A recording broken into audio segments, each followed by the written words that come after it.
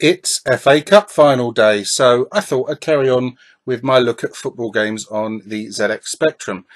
This is Roy of the Rovers, based on the 1954, or the comic strip that started in 1954, called Roy of the Rovers, following the fortunes of Roy Race and his team Melchester Rovers. Now, Gremlin released this game in 1988, and it's a bit of an oddity in that there's two parts to it. The first part is kind of like an action-adventure bit, and then the second part is a football game. The premise is that you, as Roy of the Rovers, were invited to, or your team were invited to take part in some kind of celebrity football match, but your team's been kidnapped.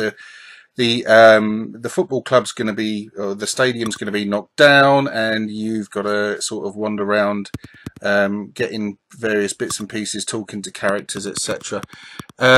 As you can see, it's menu driven, and you can interact with characters and items in the arcade adventure part of the game. So here he is going to try and pick up his sunglasses. Roy of the Rovers, who looks nothing like Roy of the Rovers. My initial impressions of this game are it's not fantastic. It's a Gremlin game, and I've mentioned this before. I think it was in the Monty Mole video compilation thing that I did, that one of my big sort of things with Gremlin games was that in a lot of their games the keys don't seem to be user definable, which means you're stuck with what seems to be their favoured selection of controls, which is Q and A for up and down, Z and X for left and right, and C to fire. Now, that doesn't work particularly greatly for me at all. It might work well for some other people, but anyway, enough of that. Let's get back to the game now. There's not a lot to show. I couldn't really work out what was going on. I should have checked a playthrough first. This was the first time I've played it, and I think that this is pretty similar in map style to Death Wish 3, if you remember the way the streets were sort of laid out on that.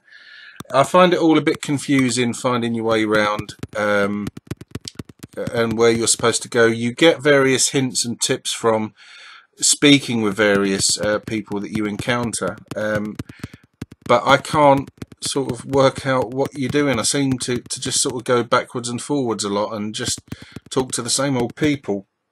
You can't seem to sort of go into the parks and places like that. Perhaps you can. Perhaps if I'd have played through it a little bit more, I would have found that.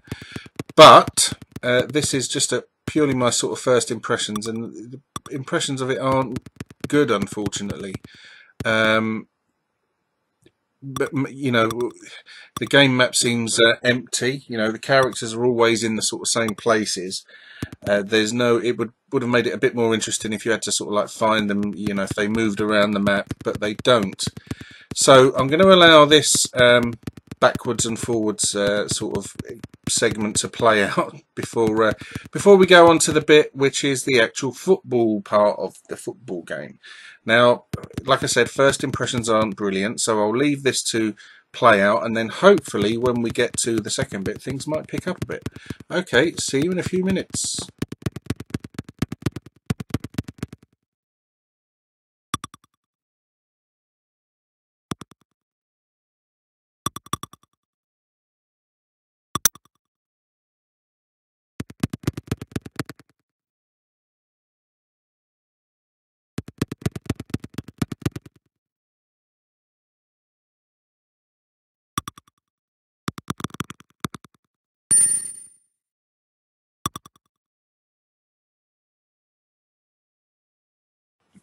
Right, we're now into the footy bit, and this was the first time I'd seen this, and oh my god, what a load of shite this is. There's no other way of putting it. This is abysmal. Easily Peter Beardsley bad, I would say. At least there were more. I know it's supposed to be a five-a-side football match, but just look at how bad the animation is, the speed is, etc.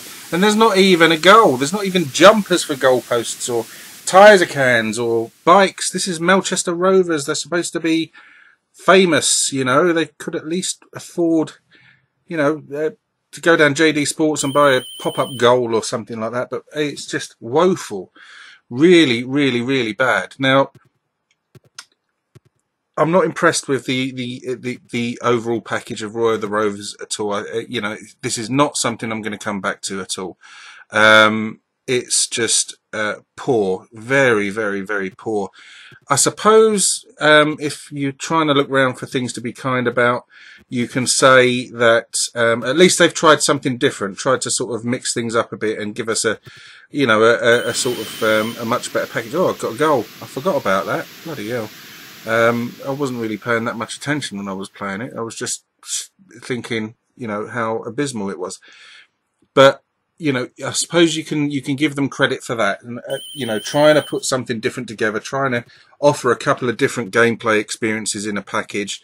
I don't think it's faithful to Roy of the Rovers at all. In the first part of the game, you know, he doesn't look like Roy of the Rovers at all. In this part, you know, you don't see Roy of the Rovers at all either. It's just, this is just poor. It's I'm not sure how much Gremlin released this for, but I don't think it would have been worth it. And I don't know anyone that bought this. I remember it coming out at the time, but I never had it. And I can recall your Sinclair sort of not being overly harsh on it.